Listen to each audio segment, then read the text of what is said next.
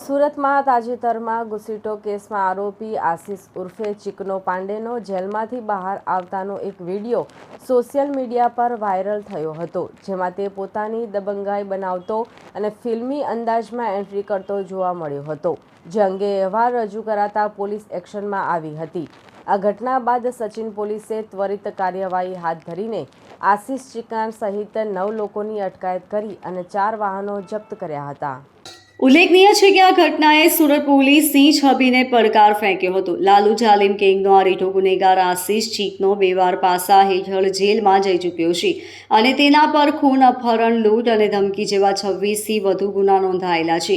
ગુજસીટો કેસમાં જામીન પર બહાર આવતા તેણે કોઈ મોટા સમાજ સેવક જેવું કામ કર્યું હોય તે રીતે જેલના પાર્કિંગમાં જ તેના સાગરીતોએ એક રીલ બનાવી હતી। આ રીલમાં આશરે 40-50 લોકોનું ટોળું લાજપોર જેલની બહાર તેની રાહ જોઈ રહ્યું હતું। તેના સાગરીતોએ પગે લાગી તેનું ભવ્ય સ્વાગત કર્યું હતું।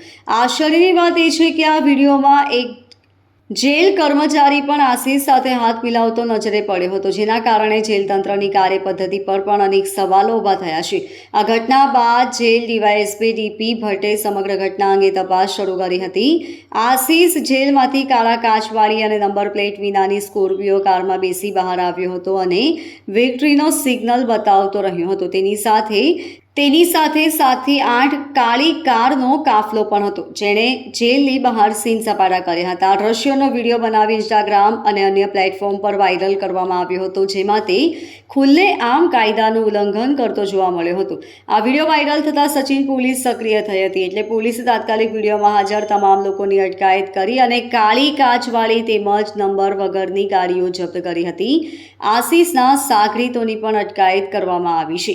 પોલીસે તમામ આરોપીઓ પાસેથી જાહેરમાં માફી મંગાવીને કાયદાનો ભંગ કરનારને સ્પષ્ટ સંદેશ આપ્યો છે કે કાયદો સર્વોપરી છે અને કોઈ પણ ગુનેગારની આ પ્રકારની દબંગાઈ ચલાવી લેવામાં આવશે નહીં। મારું નામ આશિષ ઉર્ફે ચિકના ઉમાશંકર પાંડે, રહેવાનું 175 ભગુંબરા પલસાણા, સુરત।